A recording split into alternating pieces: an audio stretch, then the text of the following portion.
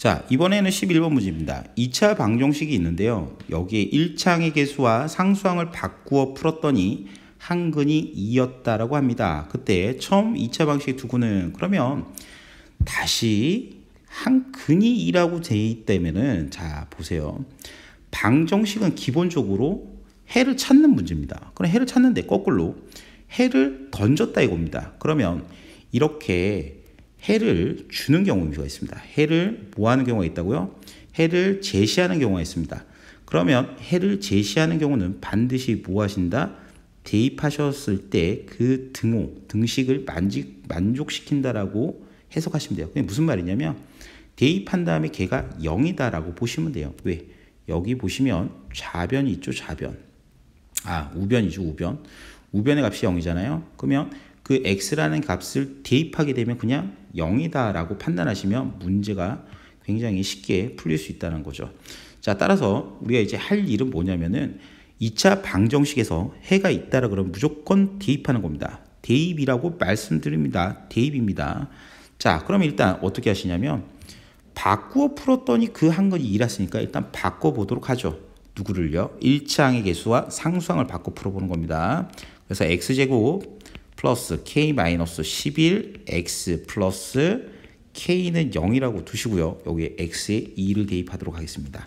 그럼 2를 대입하게 되면 여기에서 정해지지 않은 개수 k가 정해지게 되는 거죠. 따라서 4 플러스 2하고 k-11 그 다음에 k는 0이다 이렇게 이제 되겠죠.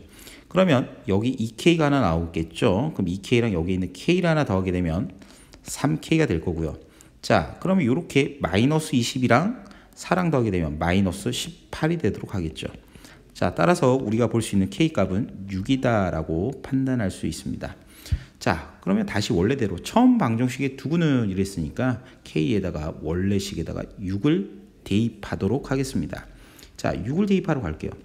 X제곱 됐죠? 그 다음에 6X. 얘는 바뀐 게 아니고 원래식입니다. 이쪽에 X제곱 플러스 KX 쭈르륵 나온 식이 있죠. 그럼 여기다 6을 대입하는 겁니다. 따라서 마이너스 5는 0이죠. 자, 그러면 이 문제가 인수분해가 될 것 같이 보여요. 하지만 안 됩니다. 이거 참 많이 틀리는 문제 중에 하나예요. 애들이 실수하는 게 5, 1 이렇게 하면 될 것 같단 말이에요. 근데 부호를 보세요. 얘는 마이너스예요, 마이너스. 그럼 둘 중에 하나 틀려야 되므로 절대 인수분해가 안 됩니다. 안 되기 때문에 짝수 공식 기억나시죠? 짝수 공식. B'을 이용한 짝수 공식이 있잖아요. 그래서 마이너스 B'을 이용해서 문제를 한번 접근해 보도록 하겠습니다. 자, 여기 B'의 값은요 3이 될 거고요. 그래서 근의 공식을 바로 적용시키겠습니다. 2분의 안 들어가겠죠. 2분의 안 들어갑니다.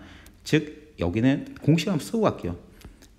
A분의 마이너스 B' 뿔마 루트 B' 제곱 마이너스 A시다라고 되겠죠. 그럼 여기에다가 A 값은 1일 거고요. 그 다음에 C 값은 마이너스 5니까요. 여기 값을 대입하면 되겠죠. 그래서 A 값은 1이니까 1. 그 다음 마이너스 3 뿔마 루트 B' 3이죠. 그럼 9 빼기 A와 C를 곱한 거를 빼게 됩니다. 그럼 AC를 곱하게 되면 마이너스 5죠. 마이너스 5를 여기다 빼게 되면 플러스 5라고 정리되게 되겠죠.